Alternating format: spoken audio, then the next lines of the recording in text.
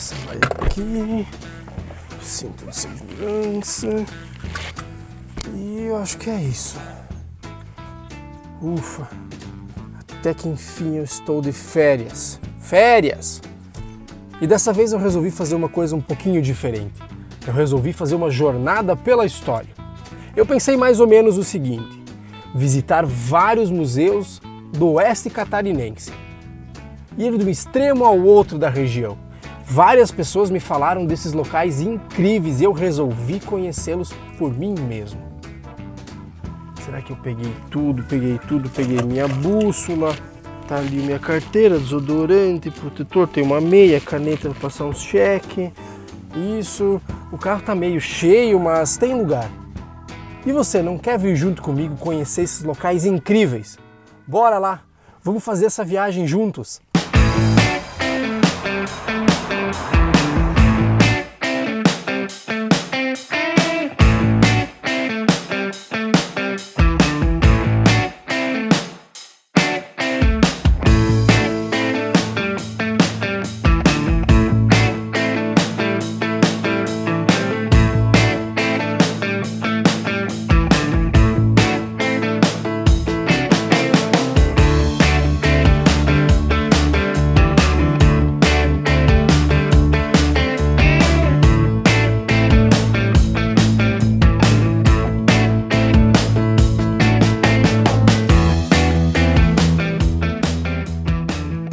Nossa primeira parada é aqui, na belíssima cidade de Itapiranga, no extremo oeste do estado. E hoje nós vamos conhecer o Museu do Suíno, que fica no Centro Histórico Germânico Itapiranga. Um belíssimo complexo que foi inaugurado há pouco tempo, em 2021. Vem aqui que eu vou te mostrar um pouco disso tudo.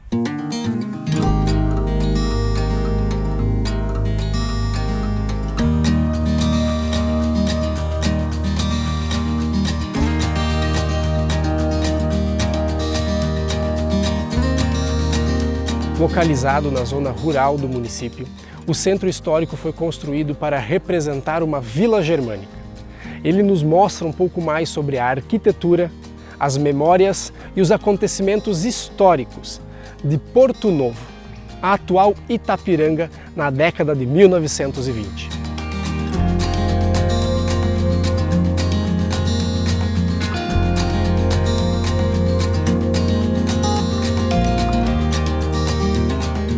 Esse lugar aqui é gigantesco, ele não para de nos surpreender.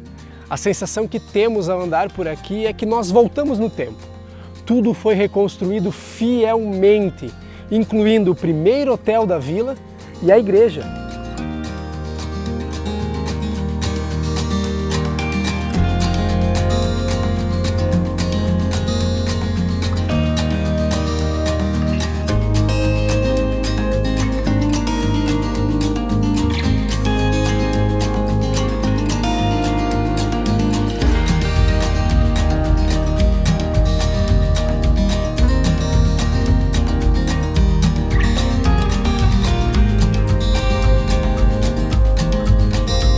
O Museu do Suíno é uma das unidades temáticas do Centro Histórico e foi criado com o objetivo de representar em seus aspectos históricos, culturais e econômicos a atividade da suinocultura.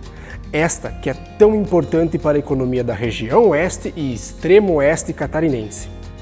O que nós encontramos aqui é um espaço de memória, com informações históricas, objetos de época e réplicas da atividade da suinocultura.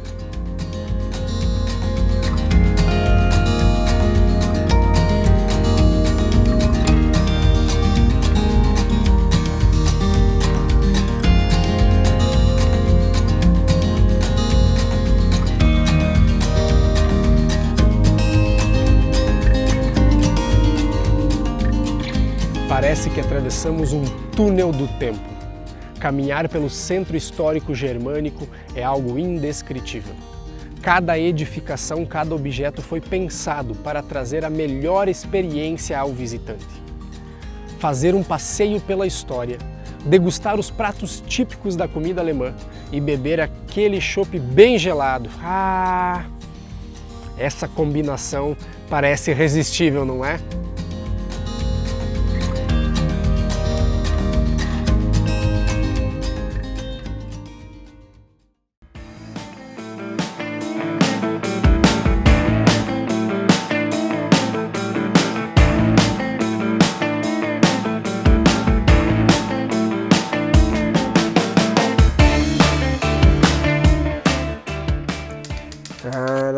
mais pegando o sinal.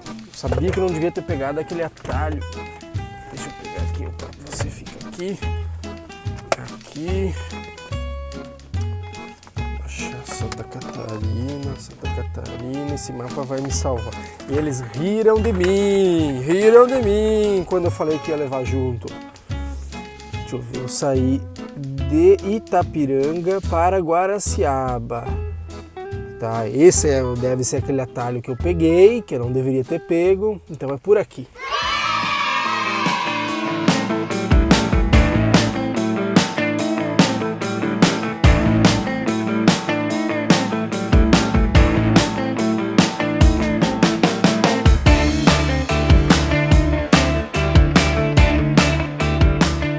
Seguimos viagem pelo interior de Guaraciaba e chegamos aqui, no Museu Histórico Professor Edivino Carlos Welcher. Bora conferir um pouquinho mais sobre esse museu.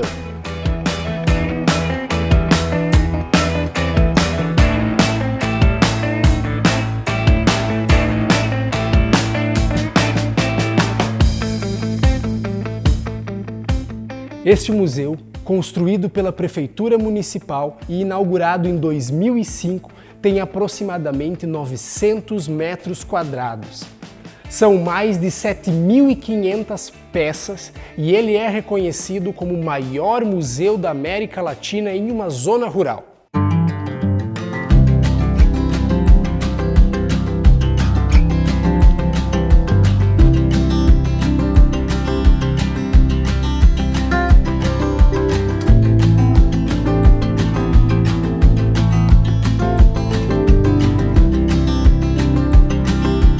Quanto à sua arquitetura é o seguinte, o museu é uma réplica do primeiro barracão construído em 1945 e servia para abrigar os colonizadores que chegavam à vila de Guaraciaba.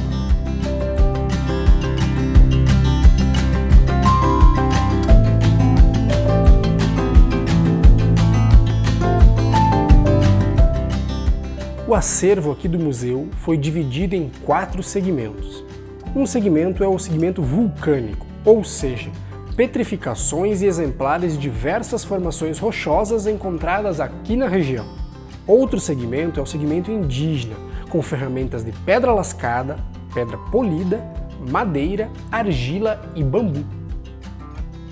Também temos o segmento caboclo, principalmente com ferramentas da lida com animais. E por fim, um último segmento com objetos que remontam ao início da colonização até a chegada da eletricidade. Bom, eu ainda não te contei a história por trás deste museu, não é? Então olha só que bacana. Ainda na década de 1960, um aluno da escola aqui da comunidade da Linha Olímpio trouxe para o professor uma pedra. O professor, então, Edivino Carlos Welcher, explicou que essa pedra se tratava de uma boleadeira, muito utilizada pelos indígenas para caçar, derrubar frutos ou em combates entre tribos. Daquele dia em diante, os alunos começaram a trazer cada vez mais peças que foram se acumulando no fundo da sala de aula. E então, no início dos anos 80, esse crescente acervo foi realocado em uma sala específica. Esse espaço foi construído por uma associação da comunidade, formada para a criação do museu. Ele foi chamado inicialmente de Museu Histórico São Jorge. E após o falecimento do professor Edivino, o museu ganhou novo nome em sua homenagem.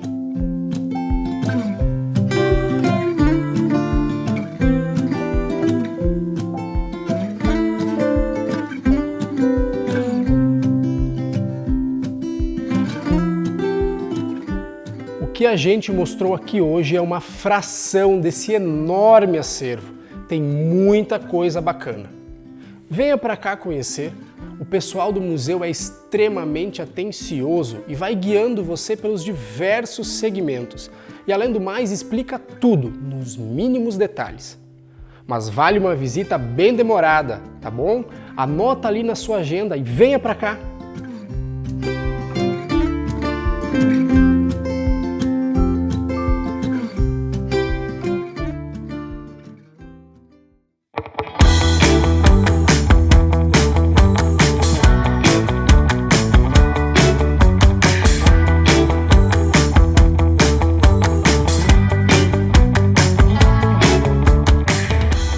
Localizado no centro da cidade de Maravilha, está o Museu Padre Fernando, um dos museus mais antigos da região oeste de Santa Catarina. A edificação, tombada por lei municipal, foi sede da Companhia Colonizadora Territorial Sul-Brasil, responsável por colonizar, comercializar e lotear a maior parte das terras aqui da região oeste. Vamos lá conhecer?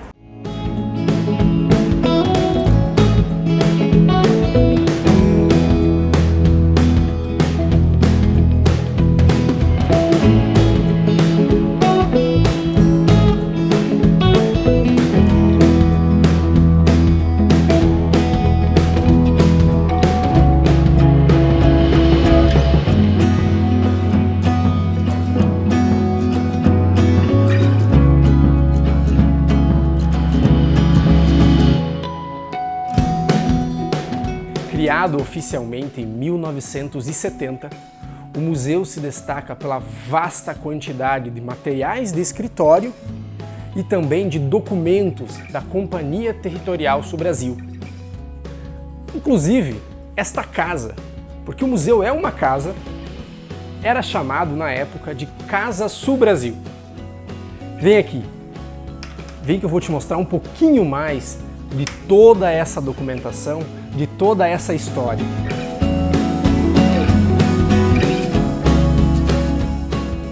Hoje em dia, toda a documentação do museu serve como uma importante fonte de pesquisa para historiadores e estudantes da região.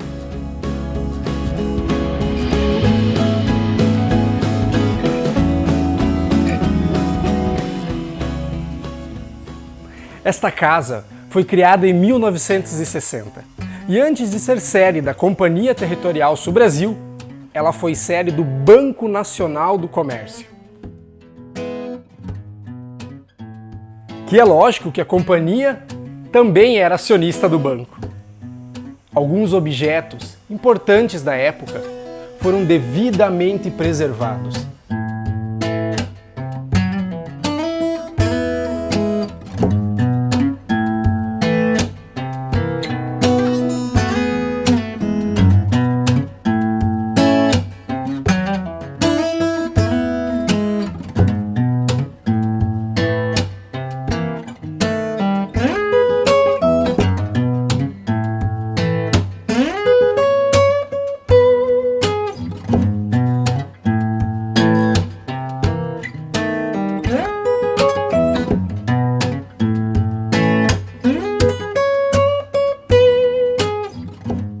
Esse é o mapa mais importante e mais procurado por qualquer historiador ou estudante que queira conhecer um pouco mais sobre a atuação da Companhia Sul-Brasil. Aqui está demonstrado as áreas de terra que a companhia comercializava e atuava na região.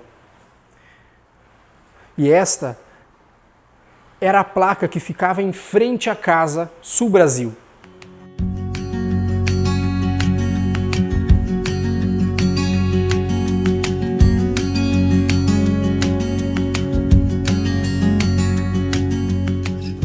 Além de todo o acervo documental, o museu ainda possui cerâmicas indígenas, peças arqueológicas e outros tantos objetos de cunho histórico aqui da região.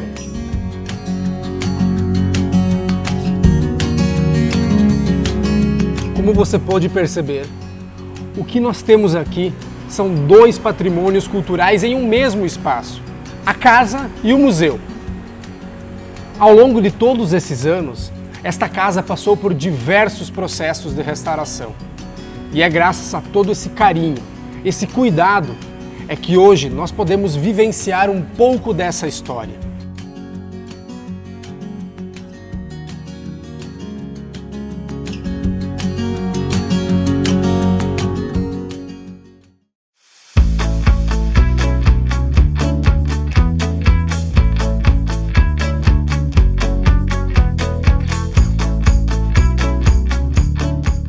A poucos quilômetros de Maravilha se encontra o Museu Histórico de Pinhalzinho, que se destaca não apenas pelo belíssimo acervo, mas também a diversos projetos culturais que vêm sendo desenvolvidos nos últimos anos.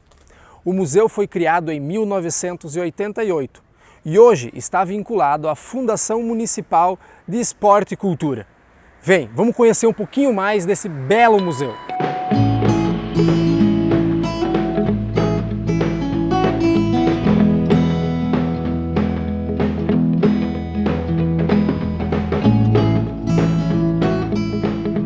A partir de 2006, o museu passou a fazer pesquisas e a salvaguardar todo o conhecimento cultural aqui da região. Isso em parcerias com outras instituições, grupos informais e mestres de saberes da região.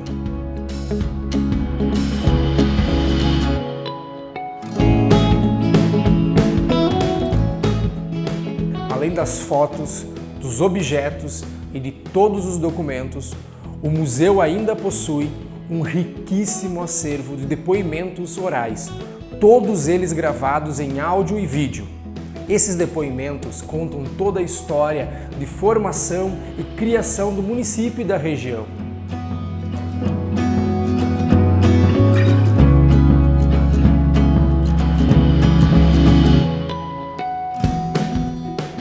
Os frutos de todo esse trabalho em rede ultrapassam os espaços físicos do museu, pois a partir de toda essa pesquisa foram produzidos materiais didáticos riquíssimos em conhecimento, sejam eles documentários, exposições temáticas ou cartilhas. E o melhor de tudo isso é que este material ele é distribuído gratuitamente para a comunidade.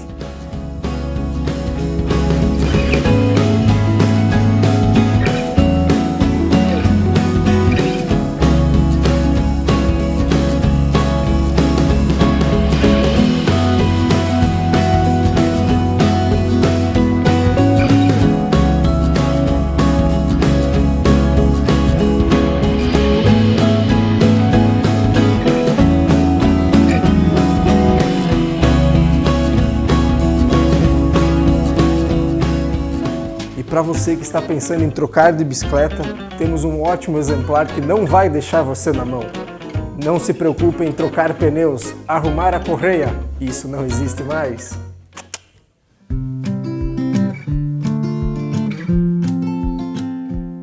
Talvez você não conheça essa senhora, mas se você nasceu em Pinhalzinho, ou município muito próximo, entre os anos de 60, 70, 80, talvez esta senhora tenha feito o seu parto ou de algum familiar seu.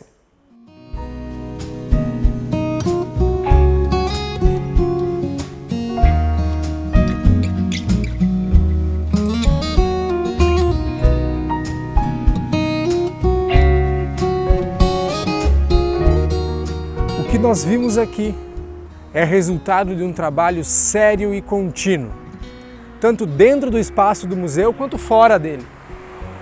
Esse trabalho feito com várias mãos, ele é inspirador e vem dando muito, muito certo.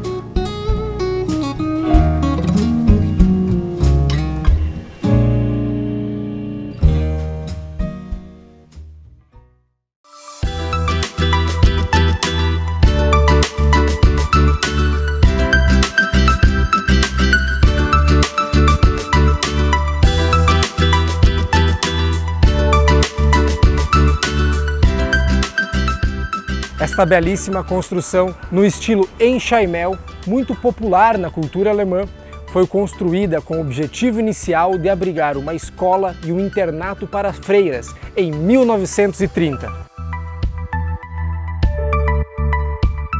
O prédio foi adquirido pela prefeitura em 1987 e neste mesmo ano foi transformado em museu. Ele ficou aberto ao público até 2003. Já no ano de 2007, teve início a construção da usina hidrelétrica Foz do Chapecó. 2 anos depois, em 2009, por meio de uma parceria entre a prefeitura e a usina, o prédio todo foi restaurado.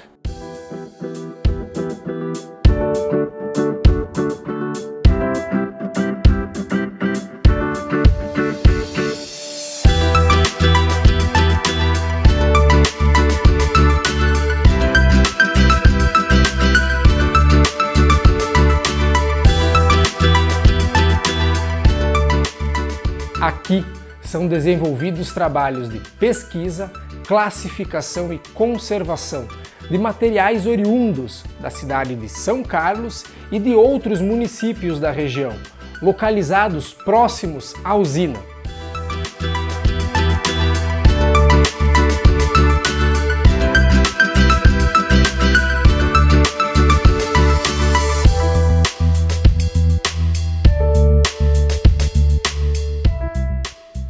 A casa possui 3 salas, nas quais a principal temática é o majestoso, como é carinhosamente conhecido o Rio Uruguai. São 15.000 fotos e 150 acervos audiovisuais que retratam a história do povo ribeirinho que vivia às margens do rio.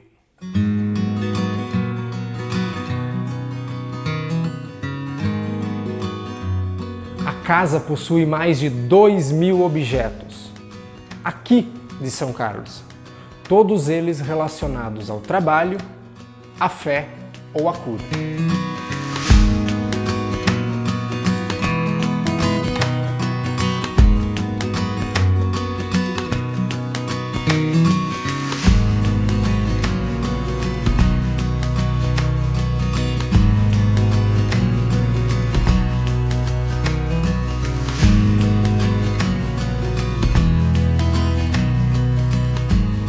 São Carlos é conhecida principalmente pelas suas belezas geográficas e as opções de lazer ao ar livre. Mas como percebemos, ela também é igualmente privilegiada no que tange os aspectos culturais. Um povo consciente que preserva suas origens. Uma mistura de cultura e lazer que é irresistível. E você, eu acredito que já colocou São Carlos no topo da sua agenda de viagens, não é mesmo?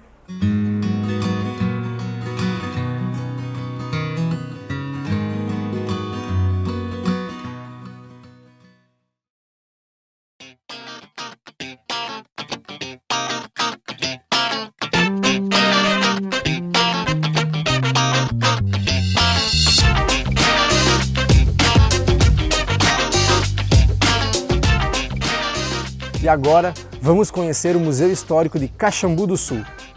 E essa casa aqui tem um significado todo especial para os moradores. Ela esteve nos anos iniciais de formação de Caxambu e é repleta de histórias.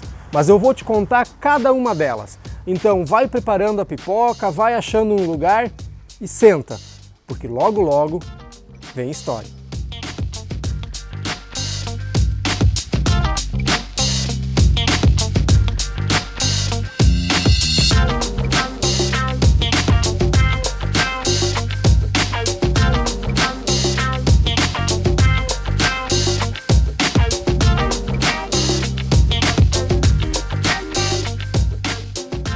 Essa é uma casa típica colonial e foi toda restaurada para poder abrigar o museu.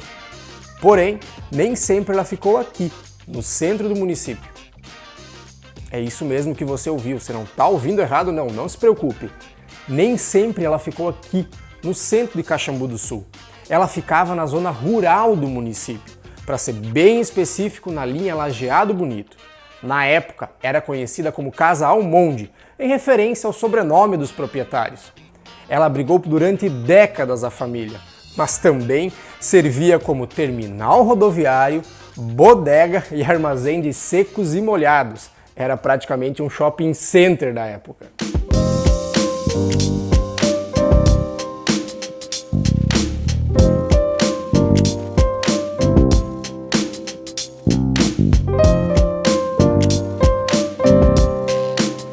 Como eu lhe disse antes, a casa foi realocada aqui, no centro do Caxambu do Sul, pois toda a zona rural, lá da linha Lajeado Bonito, foi inundada devido à construção da barragem Foz do Chapecó.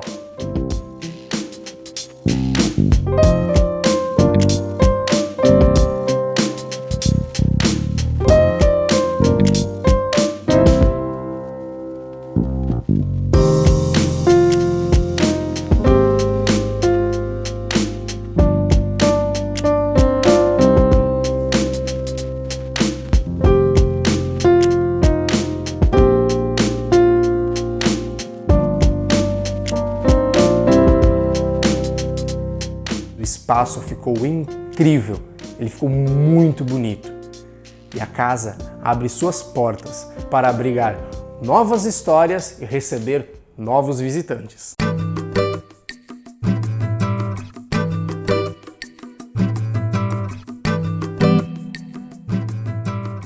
E assim como ocorreu em diversos municípios menores do oeste de Santa Catarina, o museu foi implantado graças ao edital Mais Museus, edição de 2011, na época promovido pelo IBRAM, Instituto Brasileiro de Museus, também vinculado ao antigo Ministério da Cultura.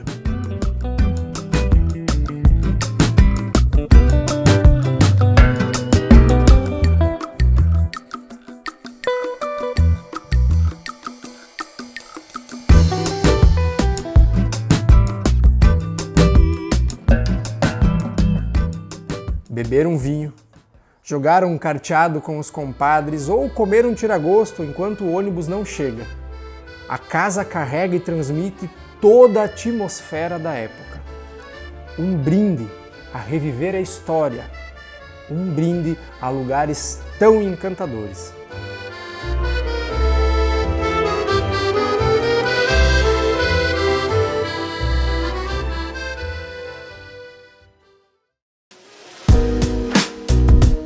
Chegou a hora de partir para Chapecó.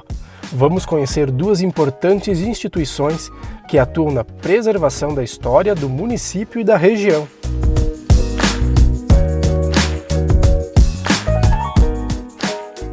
Localizado no bairro Passo dos Fortes, em Chapecó, no segundo piso do terminal rodoviário, está o CEOM, o Centro de Memória do Oeste de Santa Catarina. Vem comigo! Vamos conhecer um pouquinho mais da história aqui do Oeste.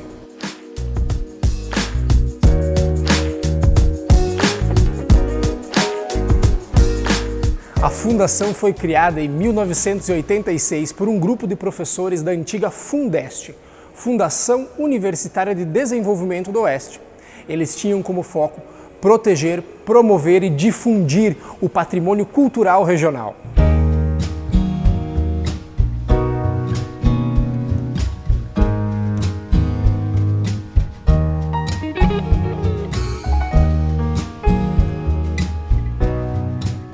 Atualmente, o Centro de Memória é vinculado à Universidade Comunitária da região de Chapecó, a UNO-Chapecó, que é mantida pela Fundeste, por meio da Diretoria de Educação Continuada e Extensão e a Vice-Reitoria de Pesquisa, Extensão, Inovação e Pós-Graduação da Universidade.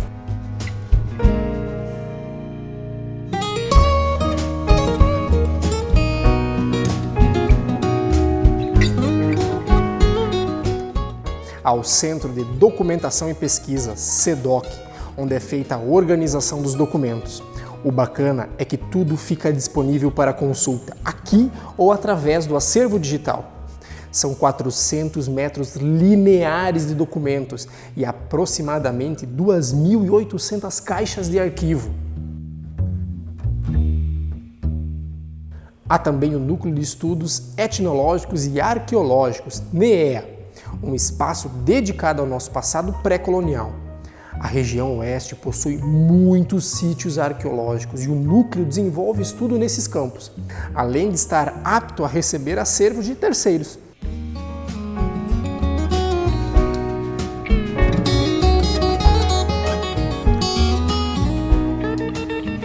Outro espaço importante é a Biblioteca Setorial, composta de um vasto acervo. Ela conta com TCCs, dissertações, teses, relatórios e livros que ajudam a desvendar a nossa história regional. É feito um importante trabalho no sentido de levar esse conhecimento para as comunidades. Essa tarefa fica por conta do Núcleo de Difusão Cultural e Educação Patrimonial, que promove exposições temáticas itinerantes, ações culturais educativas em escolas, palestras, oficinas, cursos de extensão e diversas outras ações. O mesmo ocorre com o setor de divulgação científica e cultural, que produz diversas publicações e realiza simpósios, conferências, debates, concursos e seminários. Existe ainda o programa História, Patrimônio e Comunidade, que desenvolve projetos em parceria com municípios vizinhos e comunidade local. O SEON é uma das principais referências de quando se fala em preservação da memória sociocultural do oeste de Santa Catarina. São décadas de um trabalho amplo, um trabalho permanente, sólido e sistemático.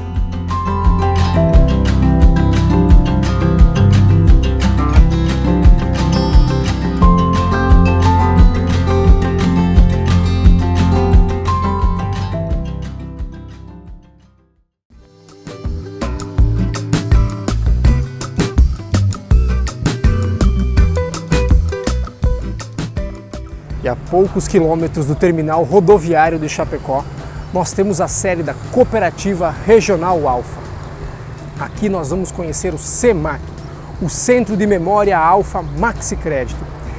Este acervo é incrível, tem muita coisa bacana para a gente conhecer. Vamos lá?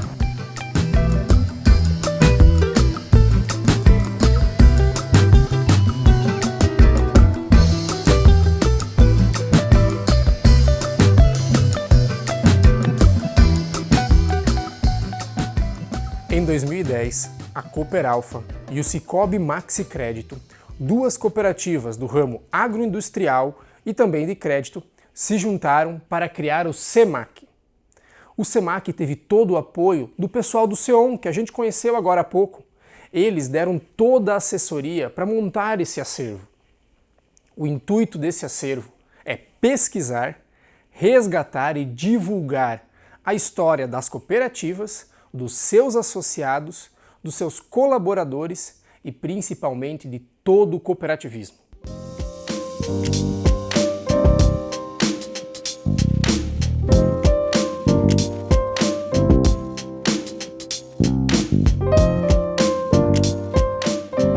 O acervo do CEMAC é enorme, são mais de 250 mil imagens, sejam elas assim em cópia física ou também digital. Mais de 20 mil páginas de jornais, 200 entrevistas gravadas e 400 audiovisuais. E isso sem falar em quadros, troféus, outros objetos e no acervo têxtil.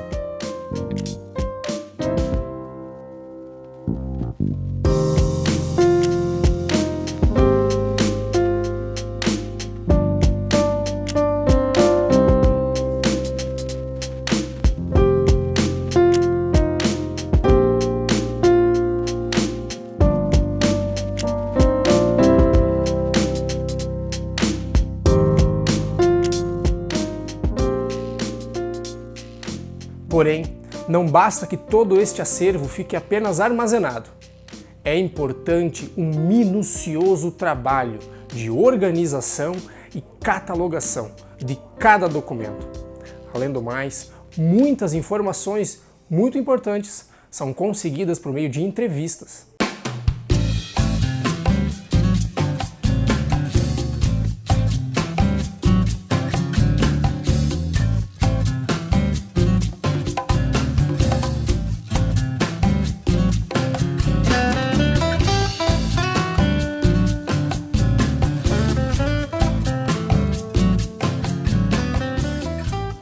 Todo esse material serve como importante fonte de pesquisa, tanto externa quanto interna, principalmente nos assuntos que tangem o cooperativismo, o crédito, as atividades agropecuárias e industriais. Em resumo, boa parte da história do oeste de Santa Catarina.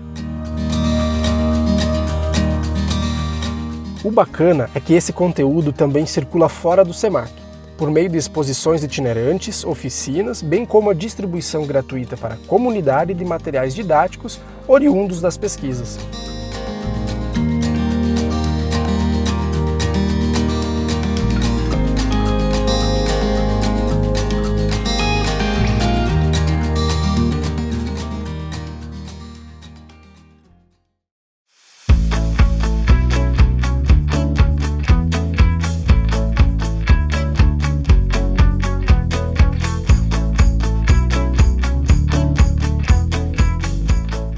Costeando o Rio Uruguai em meio a uma paisagem deslumbrante que nós chegamos aqui, no Recanto do Balseiro, zona rural de Itá.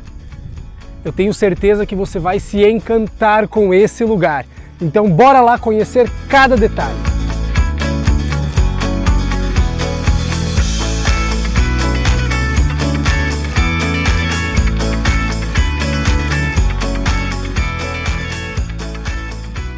Esse é um espaço turístico e cultural que conta com um restaurante, onde você pode experimentar um típico almoço balseiro, além de uma vista privilegiada do Rio Uruguai e um museu particular, o imperdível Museu do Balseiro.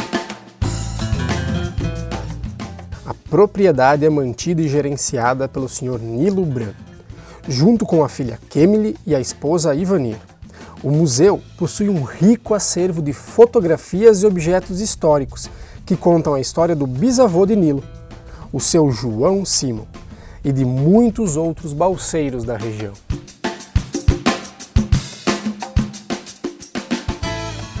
Os balseiros se aventuravam em longas viagens até a Argentina, conduzindo embarcações como esta com madeiras nativas aqui da região. Esta atividade foi a fonte de renda de várias famílias. E aqui você conhece um pouco mais sobre toda essa aventura, desde o planejamento e construções das balsas até um pouco mais sobre a vida, o cotidiano e as viagens desses balseiros.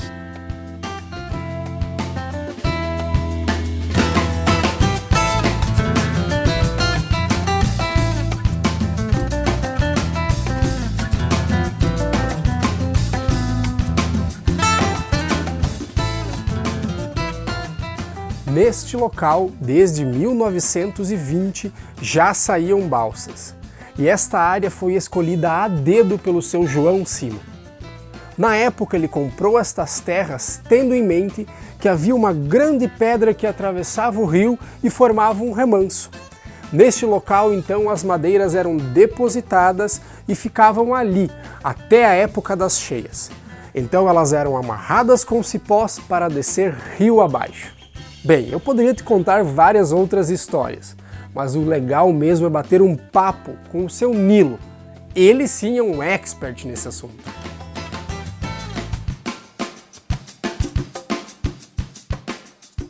Bom, em 1919, João Simon vem a Marcelino, desce do trem e faz uma expedição pelo rio Uruguai, rio abaixo, sentido, ele quer achar uma propriedade aqui na região da Bacia do Uruguai, no Alto Vale do Uruguai. Ele desce 150 quilômetros para chegar aqui nessa colônia 45. Então, o que essa colônia 45 mostrava para o João Simon? Uma corrideira no rio, onde os dourados saltassem fora da água. Uma prainha para ele se deslocar do rio até na casa dele sem sujar os pés. E aquela outra história fantástica que ele, de fato, transmite o primeiro momento, que ele quer ser extrativista de madeira e fazer a vida ganhando o seu pão de cada dia com a extração de madeira. Em 20, ele vem com a família dele para Itá. Então, quando ele vem para Itá, em 20, ele já tem 7 filhos, né? Ele faz uma casinha precária, deixa a mulher e 7 filhos aqui na linha Simon, ou com cedro, faz uma canoa e desce o rio para fazer uma expedição pelo trajeto que ele iria levar essas madeiras. Então, descendo o rio, ele vai mapeando todos os problemas. Entre esses problemas, tivemos 28 obstáculos, e o principal era o Salto do Yucumã, o famoso Salto Grande na expressão dos balseiros. Então a nossa história começa desse jeito, através do seu João Simon. Claro que, vamos dizer assim, os mais novos, que foram aqueles balseiros mais novos, chegaram até dar um apelido para ele, o famoso Velho do Rio. Então o João Simon foi de fato assim o grande conhecedor do Rio Uruguai.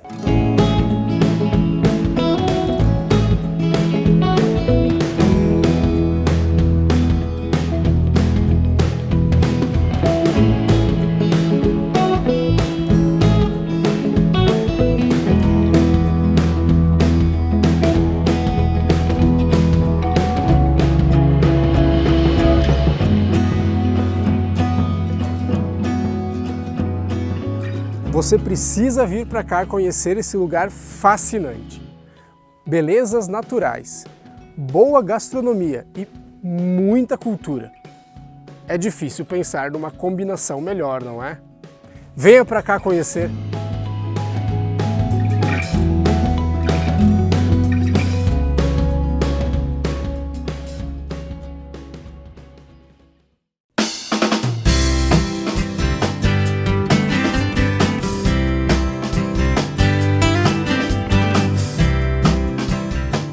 E E é no Parque de Exposições de Xanxerê que se encontra o Museu do Milho Antônio Sirena.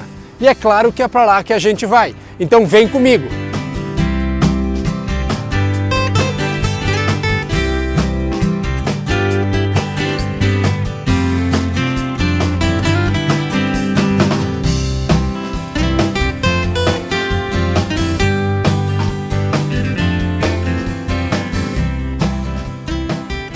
Este museu busca resgatar a história local e regional, a partir de objetos relacionados à agricultura e ao modo de vida das gerações passadas. A ideia surgiu em 2002, quando um grupo de voluntários começou a pesquisar peças históricas, formando assim um pequeno acervo. O objetivo na época era reunir este acervo para a exposição na FEME, a Festa Estadual do Milho, que ocorre aqui no parque a cada 2 anos. A iniciativa fez tanto sucesso que a gestão pública municipal comprou a ideia e decidiu construir essa casa para abrigar as peças e implantar o museu. São mais de 700 objetos aqui na parte interna do museu e cada espaço nos remete ao cotidiano dos primeiros colonos que aqui chegaram. E aí, pessoal, já está pronta a polenta?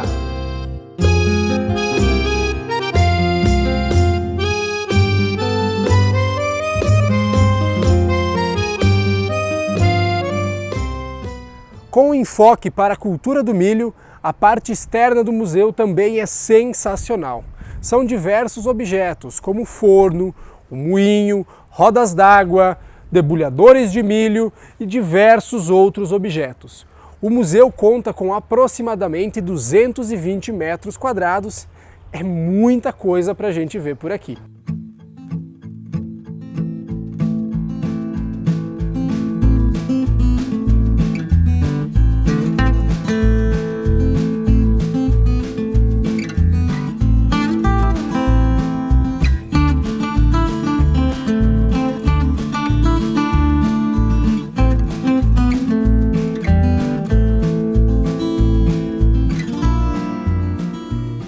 Atualmente o museu está sob os cuidados da Secretaria de Esporte, Cultura e Lazer, através da Diretoria de Ações Culturais. As visitações ocorrem por meio de agendamento ou durante a Festa do Milho, onde o museu conta com atrações especiais. Você está anotando tudo aí. Você já percebeu que o oeste de Santa Catarina tem muita coisa bacana para a gente ver e conhecer, não é verdade?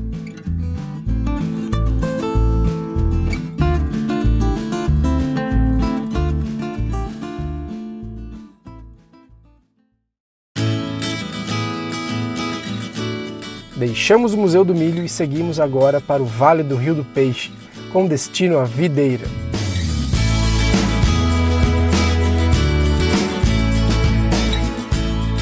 Agora nós vamos visitar o Museu do Vinho Mário Peregrin, que fica no eixo cultural da cidade, que ainda compreende a Igreja Matriz, a Praça do Coreto e a Biblioteca Municipal. Vem comigo que tem muita história por aqui.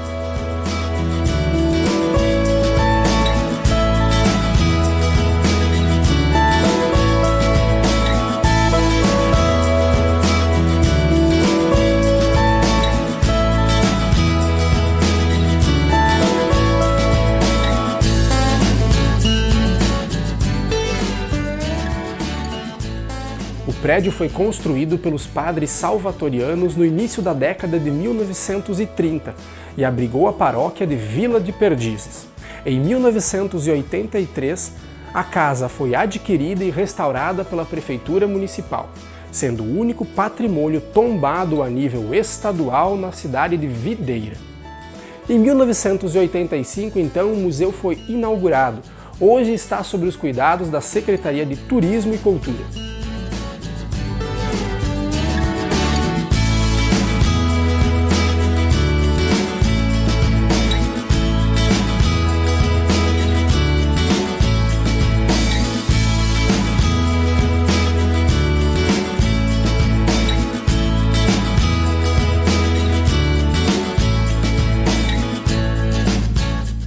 O museu, por meio da sua exposição de longa duração, tem como tema principal a vitivinicultura, ou seja, aqui nós podemos conhecer em detalhes os objetos utilizados para o plantio, colheita e produção do vinho.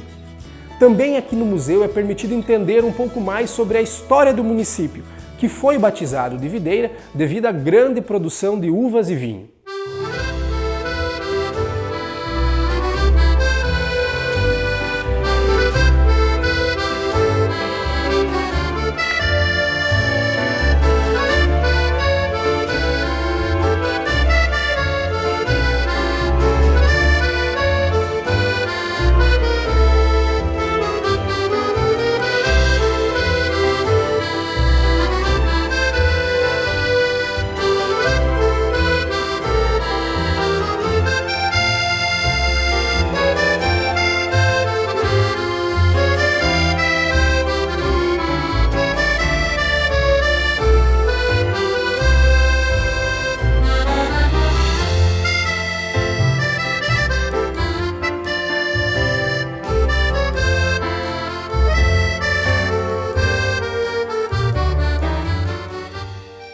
O museu ainda oferece atividades temporárias, como exposições, mostras e ações educativas que colocam toda esta história em movimento.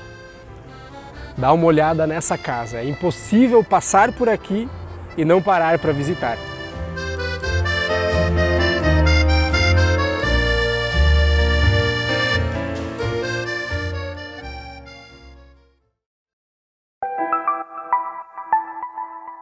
A nossa penúltima parada será num pequeno município que ainda mantém vivas memórias e tradições dos primeiros moradores.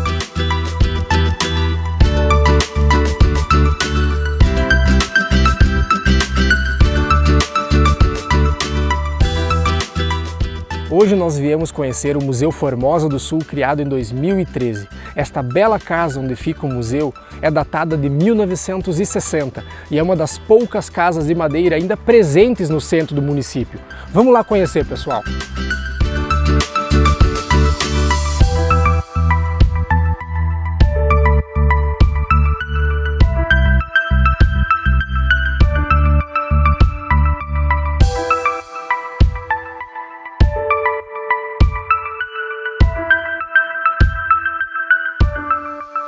O museu está vinculado ao Departamento de Educação, Cultura, Esporte e Turismo, por meio do Departamento de Cultura aqui do município. E este museu, assim como outros que a gente viu durante nossa visita, existe graças ao edital Mais Museus, do IBRAM, Instituto Brasileiro de Museus.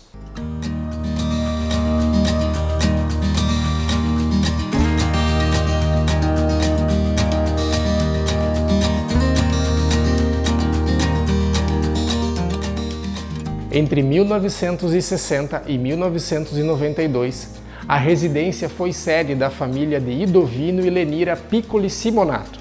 Em 1993, com a emancipação do município, ela foi alugada e passou a ser sede da Prefeitura Municipal, perdurando até os anos 2000. E até recentemente, ela abrigava a Casa de Cultura do município.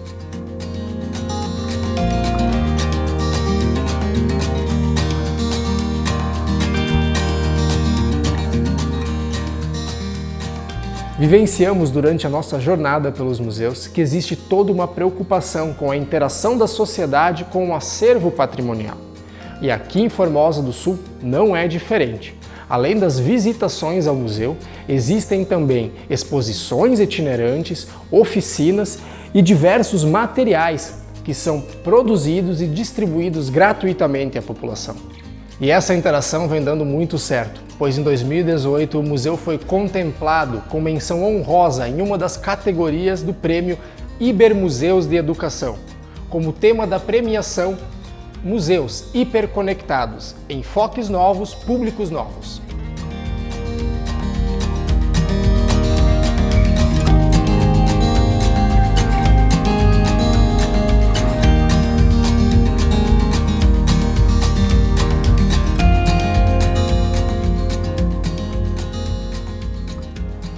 Como vimos, esta casa abrigou uma família de colonizadores, foi sede da Prefeitura Municipal e da Casa da Cultura e hoje abriga um guardião da história. E como não haveria de ser, esta simpática moradia viu o progresso de seu povo e pela sua janela se descortina uma paisagem de memórias.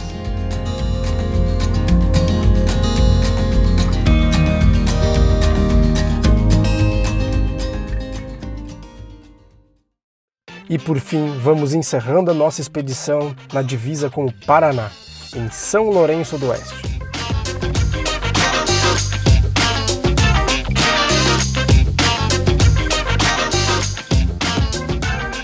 A nossa última parada é no Museu Lourenciano, criado em 2001. Atualmente, este museu é gerido pelo Instituto Cultural de São Lourenço do Oeste. Além do mais, esse museu tem uma história um tanto curiosa. Mas vai se ajeitando ali no sofá, prepara o cafezinho que a gente já te conta tudo isso.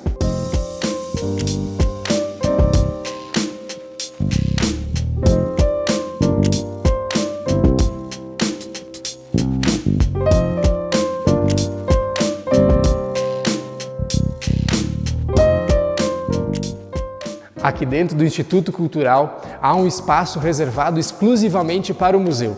Além de fotografias e documentos, o acervo também conta com objetos de trabalho, móveis e utensílios que remontam à história da colonização italiana aqui na região.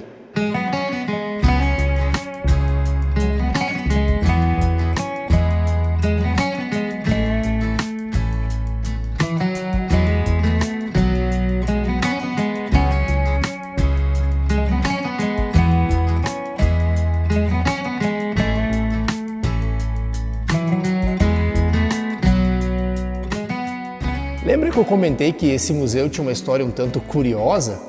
Pois bem, antes de ficar aqui, neste amplo espaço, ele ficava em uma casa, lá no centro da cidade. Esta casa era uma casa colonial, típica dos primeiros moradores de origem italiana aqui da região. Essa casa era da família de Comercindo Pedersetti, situada na zona rural aqui do município. Ela foi adquirida pela prefeitura e transportada para o centro. Para o translado foi montada uma verdadeira operação. Essa operação mobilizou toda a comunidade.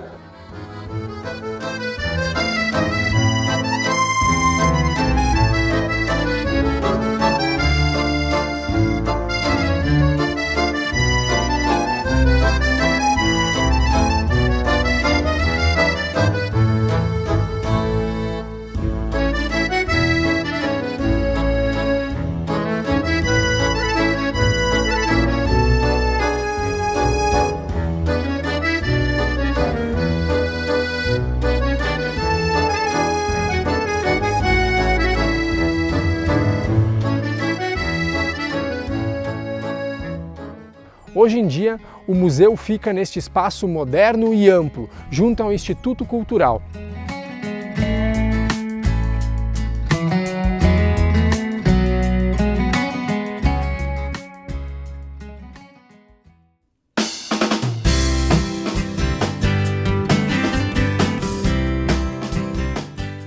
Eu sabia que essas férias seriam interessantes, mas elas simplesmente foram inesquecíveis, superaram todas as minhas expectativas. Além de toda a riqueza cultural e o aprendizado, eu pude ver de perto o quanto essas instituições batalham para preservar a memória e a história de suas comunidades. Mas tem muito mais coisas para ver. Então já vai pensando aí nas próximas férias.